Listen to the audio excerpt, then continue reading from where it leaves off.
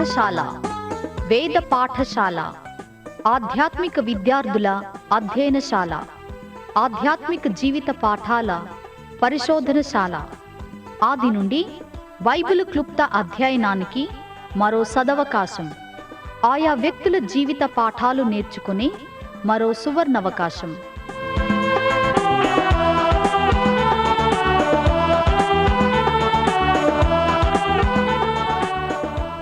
వినండి వేద పాఠశాల నూతన వర్తమానాలు.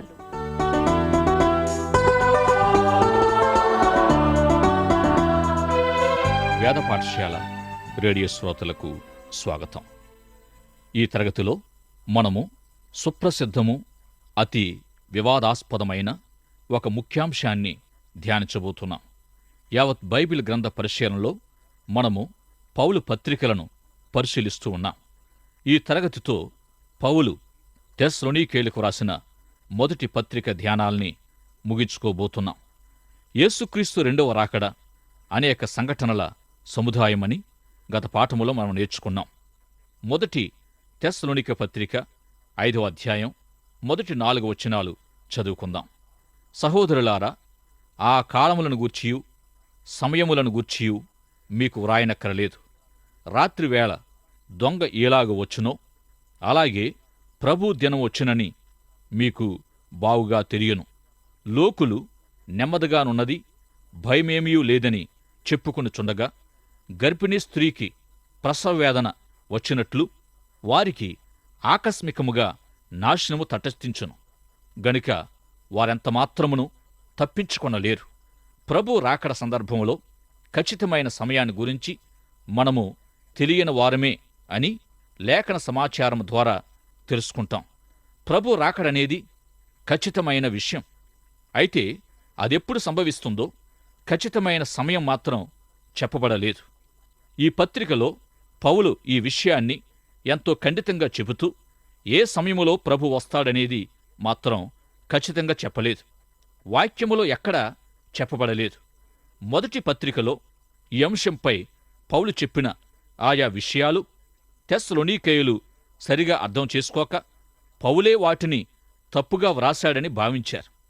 అయితే ప్రభు రాకడ అప్పటికే జరిగిపోయిందేమో అన్నట్టి ప్రవచనాలు, ప్రత్యక్షతలు వారిలో చెప్పబడుతూ వచ్చాయి.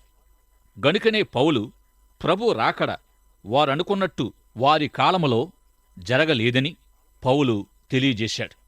ఒలీవ కొండ సంభాషణలో ప్రభు ఆ దినమైన ఆ గడి అయినా ఎవరికీ తెలియదు, దేవుని కుమారుడైన ఆయనకు తెలియదు అన్నాడు. ఎందుకంటే ఆయన మానవుడిగా వచ్చిన కారణంగా తన సర్వజ్ఞతను, సమస్తము తెలిసిన జ్ఞానస్థితిని విడిచిపెట్టాడు.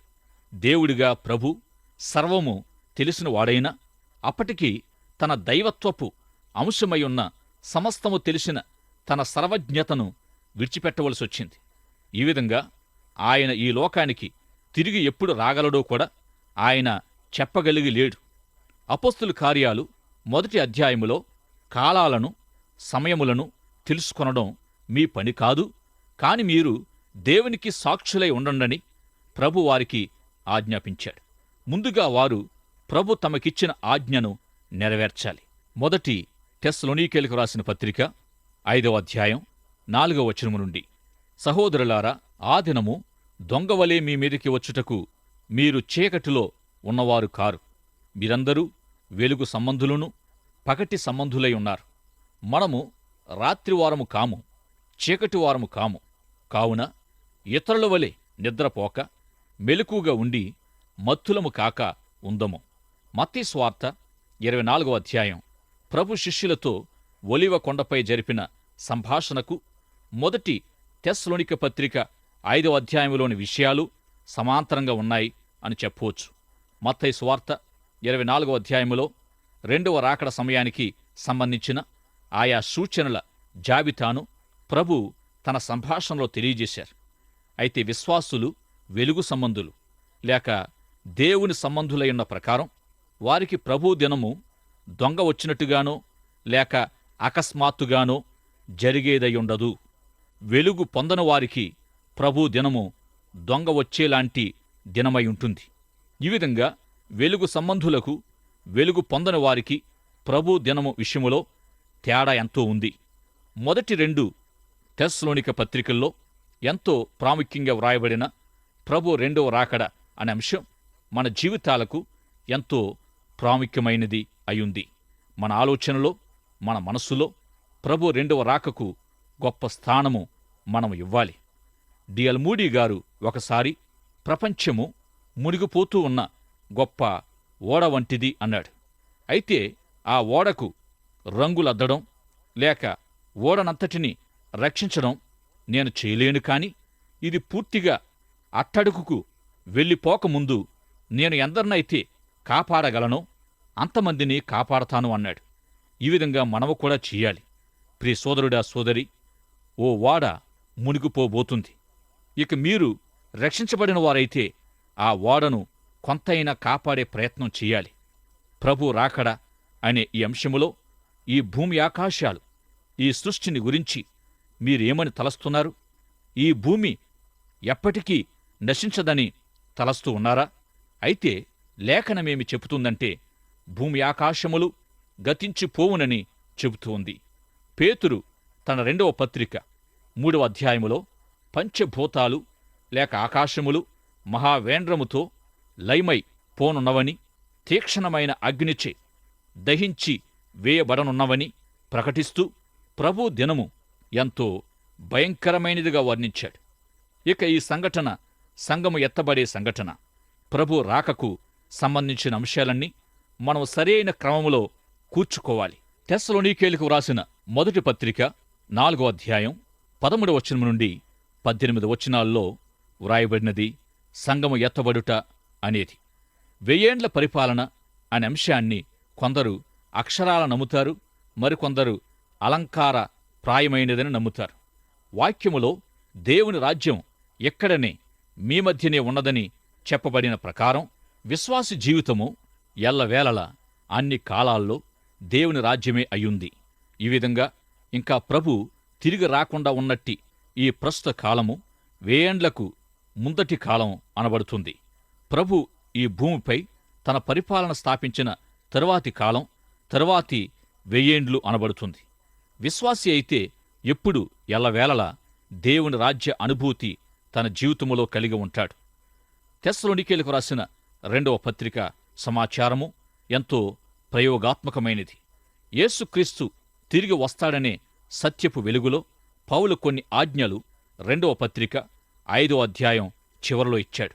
ఇప్పటికే మీరంతా చేస్తూ ఉన్నట్టు ఒకరినొకరు ప్రోత్సహించుకోవడం, హెచ్చరించుకోవడం, చెడుగుకు వ్యతిరేకంగా పోరాడే ఆత్మీయ నాయకులకు విధేయత చూపడం, సంఘాలకు, విశ్వాసులకు సహాయకరమైన పరిచర్యలో మీరు ప్రయాసపడుతున్న పరిచర్యను బట్టి వారిని ఘనతకు పాత్రులుగా మొదలైన ఆజ్ఞను ఇచ్చాడు.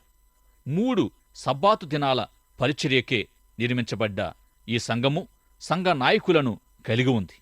మీలో మీరు కక్షలు కలిగి ఉండొద్దు, సోమరులను గద్దించుట, భయ పీడితులైన వారికి ఆదరణ, బలహీనులకు సంరక్షణ, ప్రతి ఒక్కరి ఎడల సహనము, ఓర్పు కలిగి ఉండాలని తెలియచేయబడింది. సంబంధ బాంధవ్యాల్లో ఇవి మంచి ఆజ్ఞలై ఉన్నాయి. కీడుకు ప్రతి కీడు ఎవనికి చేయక ఒకరికొకరు మేలు చేయండని సెలవిచ్చాడు. ఎల్లప్పుడూ సంతోషంగా ఉండండి అని తెస్సలోనికేయులకు సెలవిచ్చాడు. ఆదివారం మాత్రమే కాదు, ప్రతిరోజు సంతోషంగా ఉండండి. వాతావరణం ఎలా ఉన్నా సంతోషంగా ఉండండి. ఎల్లప్పుడూ ప్రార్థన చేయండి. పౌలు జీవితములో ఎంతో ప్రాముఖ్యమైన అంశము ప్రార్థనకు ఇవ్వబడింది.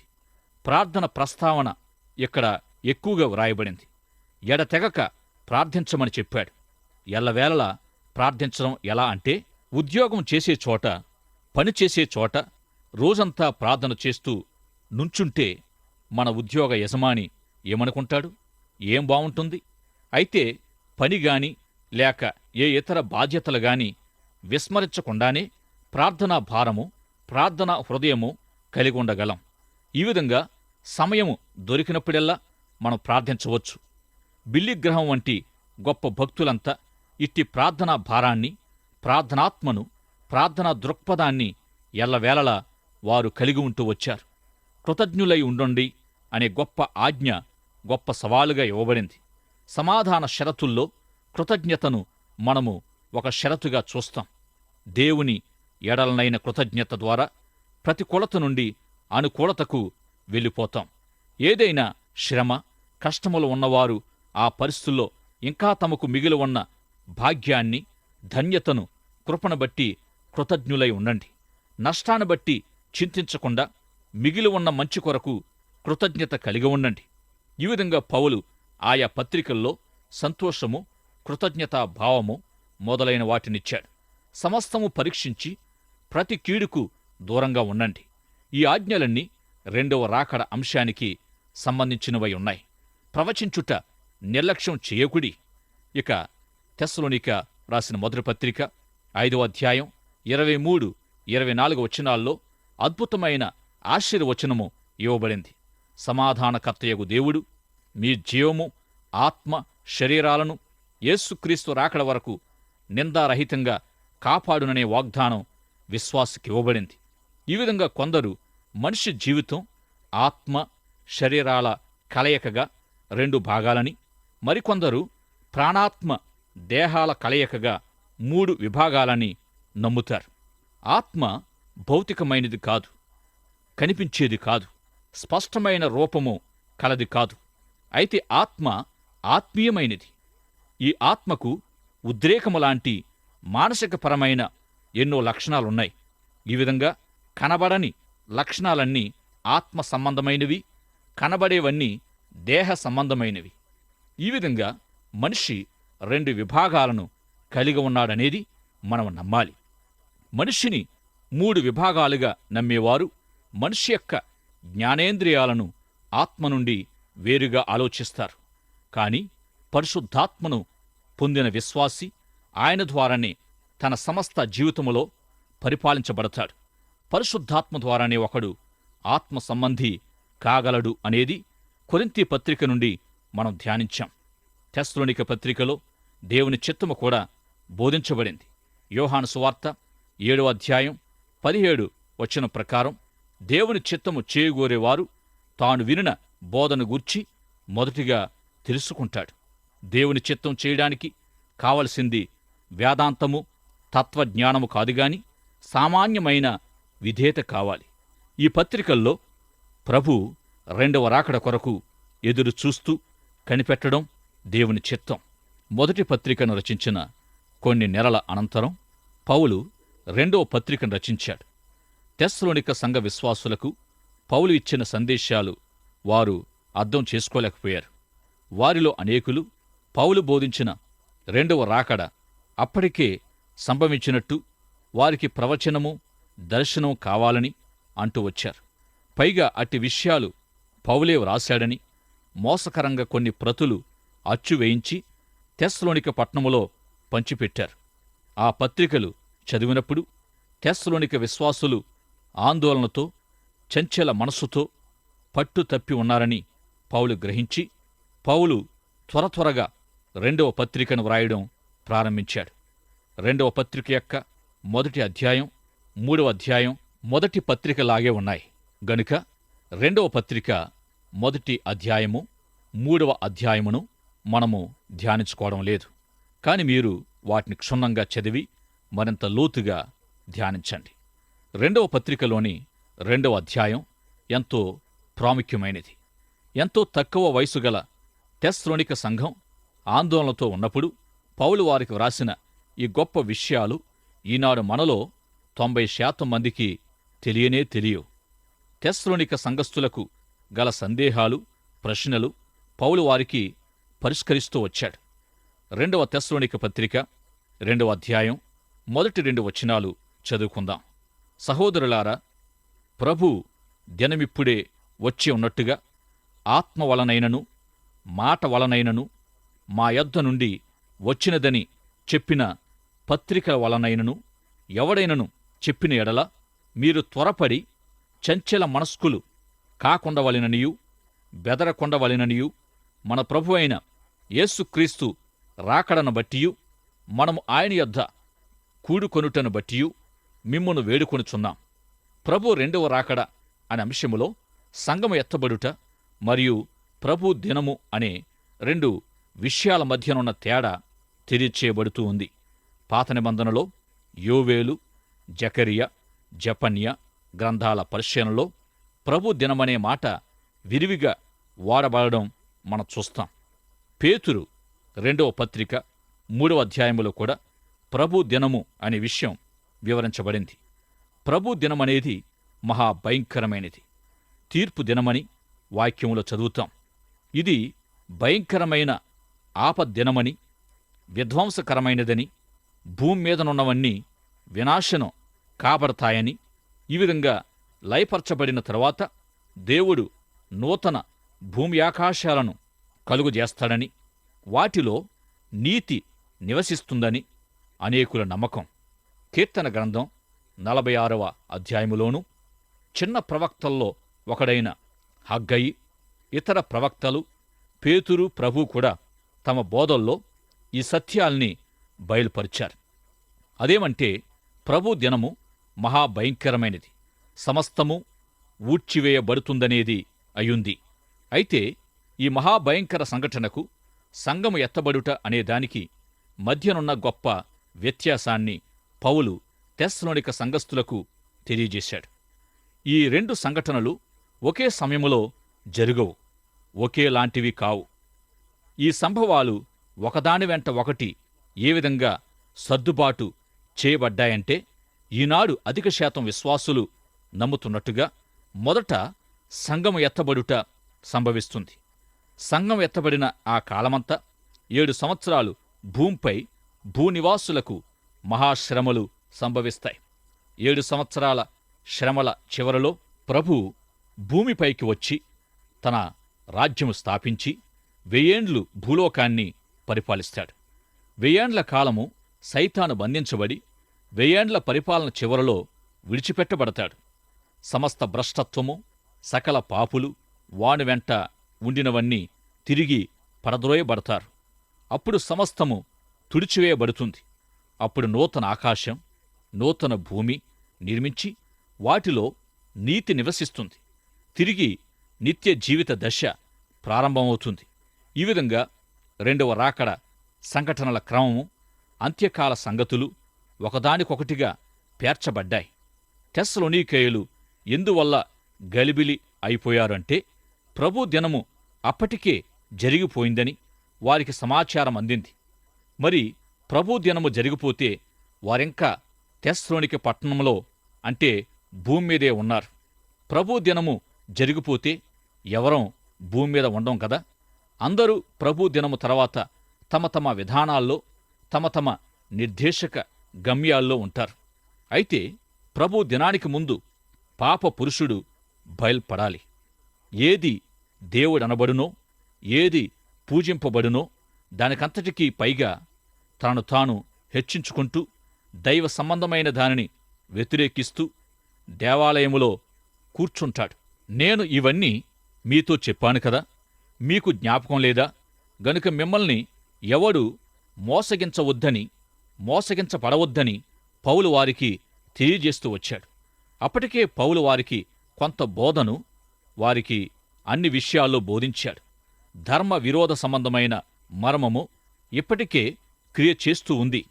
అయితే ఇదివరకు అడ్డగించేవాడు తీసివేయబడే వరకు అడ్డగించును. అప్పుడా ధర్మ విరోధి బయలుపరచబడతాడు. ప్రభువైన యేసు తన నోటి ఊపిరి చేత వానిని సంహరించి తన ఆగమన ప్రకాశము చేత వానిని నాశనం చేస్తాడు. ఈ విధంగా ప్రభు దినానికి ముందు పౌలు ఈ భాగములో తెలియజేసినవి జరగాలి.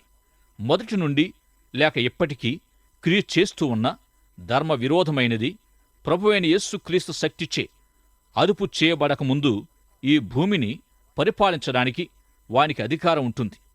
ఆదికాండములో జల ప్రళయానికి ముందు దేవుడు లోకాన్ని చూచినప్పుడు కనిపించిన పాపాన్ని బట్టి వారు కేవలం నరమాత్రులు, వీరితో నా ఆత్మ ఎల్లప్పుడూ వాదించదు. ఈ విధంగా ఈ లోకములో పాపముంది. అయితే పరిశుద్ధాత్మ దేవుడు క్రీస్తు శక్తిచ్చే పాపాన్ని సరిచేయడానికి ప్రయత్నిస్తున్నాడు. ఈ లోకములో క్రీస్తు సంఘము లోకానికి ఉప్పుగా ఉండడానికి, పాపముతో ఈ లోకము నశించిపోకుండా భద్రపరచడానికి నియమించబడింది. లోకములో నైతిక ప్రమాణాలు పడిపోయి నీతి విలువలు దిగజారిపోతూ ఉండగా సంఘము ఈ లోకాన్ని ప్రభావితం చేయగలిగితే లోకము కాపాడబడవచ్చు. మరి ఒక విధంగా చెప్పాలంటే మనిషి స్వభావము సిద్ధంగా పాపి అయి ధర్మ విరుద్ధమైన దానివైపు మొగ్గు చూపుతాడు. ఎప్పుడూ పాపముతోనే జత చేస్తాడు. గనుక నా ఆత్మ ఎల్లప్పుడూ ఈ నరులతో వాదించదు. గనుక పాపము లేక పాపుల పర్యవసానము నాశనమే అని ఆదికాండము 6వ అధ్యాయములో ఏదైతే చెప్పబడిందో తెస్సలోనిక పత్రిక సారాంశము కూడా అదే. 2వ తెస్సలోనిక పత్రిక 2వ అధ్యాయములోని ధర్మ విరోధమైనది అనబడినది ఏమిటంటే, ధర్మ విరోధమైన దాని వెనుక ఉన్నది ఎవరు అంటే సైతానే. ధర్మ విరుద్ధమైనది ఎప్పుడూ కూడా సైతాను హృదయములో నుండే పుడుతూ ఉంటుంది. సైతాను ఎల్లవేళలా ధర్మ విరోధ క్రియలు జరిగించేవాడై ఉంటాడు. అయితే పరిశుద్ధాత్మ శక్తి సైతాని క్రియలను ధర్మ విరోధ సంబంధమైన అంతటినీ అదుపు చేస్తూ ఉంటుంది. ఇక ఏదైతే ధర్మ విరోధ స్థితిని అడ్డగిస్తుందో అట్టి క్రీస్తు శక్తి, పరిశుద్ధాత్మ శక్తి సంఘము ఈ లోకము నుండి తీసివేయబడినప్పుడు తిరిగి ధర్మ విరోధ సంబంధమైనది, సైతాను సంబంధమైనది లోకమంతటా తన అధికారాన్ని స్థాపించుకుంటుంది. ఇక దేవుడు తన కుమారుడైన క్రీస్తు సంఘము ద్వారానే ధర్మ విరోధమైన దానిని అడ్డగిస్తూ వచ్చిన రీతిగా సంఘము ఎత్తబడినప్పుడు ధర్మ విరోధమైనది తిరిగి తన బలాన్ని పొందుతుంది. ఈ ధర్మ విరోధమైన దానిని ఆటంకపరిచేవారెవరూ లేనందున లోకము ఎప్పుడూ ఎరుగునంత మహాశ్రమ లోకం మీదకొస్తుంది. అట్టి శ్రమలు తక్కువ చేయబడకపోతే ఏ శరీరీ తప్పించుకోలేరని వాక్యం చెబుతుంది. ఆదికాండము 2వ అధ్యాయములోని కాలము నుండి దేవుడెంతగానో మనుషులలో పనిచేస్తూ పాపాన్ని నివారింపచూస్తూ ఉన్నాడు. అయితే దేవుడు తన నివారణ కార్యక్రమాన్ని అదుపు చేసినప్పుడు మనుషులు తిరిగి తమ పాపాన్నే అనుసరిస్తారు. తద్వారా ఏమి జరుగుతుందంటే గొప్ప శ్రమ, మహాశ్రమలు సంభవిస్తాయి. ఈ భూమి ఉపరితలంపై బైబిల్లో చెప్పబడుతున్న రీతిగా అంత్యక్రీస్తు లేస్తాడు. గొప్ప ప్రపంచ శక్తిగా లోకమంతటికీ ఒకే ప్రభుత్వంగా అందరూ ఏకమై ఏకఛత్రాధిపత్యంగా అంత్యక్రీస్తు పరిపాలన ప్రారంభమవుతుంది. గొప్ప నాయకత్వ కొరత ఏర్పడుతుంది. భూరాజ్యాలన్నీ ఒక కూటమిగా ఏర్పడి అంత్యక్రీస్తును ఎన్నుకుంటారు. ఈ అంత్యక్రీస్తు పరిపాలన చివరి దినాల్లో భరించరాని, వర్ణించరాని శ్రమలు భూనివాసులకు కలుగుతాయి. గ్రీకులో యాంటీ అనే పదానికి చోటు చేసుకోవడం మరియు వ్యతిరేకత అనే 2 అర్థాలుంటూ ఉన్నాయి. ఈ విధంగా ఈ యాంటీ క్రైస్ట్ క్రీస్తుకు విరోధంగా క్రీస్తు స్థానాన్ని ఆక్రమించి రాజ్యమేలడానికి తప్పుడు క్రీస్తుగా అవతరిస్తాడు. క్రీస్తు ప్రజలకు కూడా ఇతడు విరోధి అయి ఉంటాడు. శ్రమపడుతున్న తెస్సలోనిక నూతన విశ్వాసులకు పౌలు సంఘము ఎత్తబడడంలోని ఆదరణ తెలియజేస్తూ వచ్చాడు. ఈ విధంగా సంఘము ఎత్తబడుటనేది విశ్వాసికి ఆదరణ అయ్యుంది. ఇక ప్రభు దినములో ఉన్న శ్రమ, ఉగ్రతలు విశ్వాసికి చెందవు. అనేకులు సంఘము శ్రమల గుండా వెళుతుందని నమ్ముతారు. రక్షణ పొందుటకే గాని ఉగ్రత పాలగుటకు మనలను నియమింపలేదనే మాట ప్రకారం దేవుడు సంఘాన్ని తీసుకుని ఈ భూమిపై తన ఉగ్రత కుమ్మరిస్తాడని చెబుతారు. ఈ భాగాల్లో మనకు ఇవ్వబడిన ప్రయోగాత్మక అన్వయంగా కొన్ని ఆజ్ఞలివ్వబడ్డాయి. ఆయన పరిశుద్ధుడైన ప్రకారం మనము సమస్త ప్రవర్తనలో పరిశుద్ధులుగా జీవించాలి. ప్రభువులో స్థిరంగా కదలక నిలిచి ఉండాలి. ప్రభు సేవలో ఎల్లప్పుడూ పని కలిగి ఉండాలి. మీ ప్రయాస ప్రభువునందు వ్యర్థము కాదనే వాగ్దానము మనకుంది. ఇట్టి మాటలచే విశ్వాసులు ఒకరినొకరు ఆదరించుకోవాలి. ఈ మాటల చేత నేడు దేవుని వాక్యం వింటున్న మీరును ఆదరించబడాలని నా ప్రార్థన. దేవుడు మిమ్ములను మిక్కిలిగా దీవించి కాపాడునుగాక. దైవాశీస్సులు. ఆమెన్.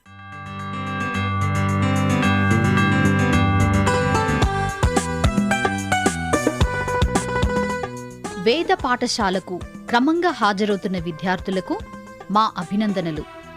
ఈనాటి తరగతిలో మీరు వింటున్న ఆధ్యాత్మిక పాఠాలు మీ వ్యక్తిగత, కుటుంబ జీవితాలకు ఎంతో సహాయపడగలవని ఆశిస్తున్నాం. ఈ పాఠాల ద్వారా మీరు పొందుతున్న ఆత్మీయ మేలులు, ఆశీర్వాదాలు మాకు కూడా తెలియపరచండి. నేటి పాఠంలో మీకు ఏ విధమైన సందేహాలు, ఇంకా అర్థం కాని విషయాలున్నా వెంటనే మాకు వ్రాయండి. ఈ సందేశాలు మరింత సులభంగా అర్థం చేసుకోవడానికి సహాయకరంగా ఉండుటకు ఒక ఉచిత బైబిల్ గైడు మీకు పంపించగలం. మా చిరునామా: వేద పాఠశాల, విశ్వవాణి, తపాలా సంచి 4, సికింద్రాబాద్ 500017. మా ఈమెయిల్ ఐడి telugu@radio882.com.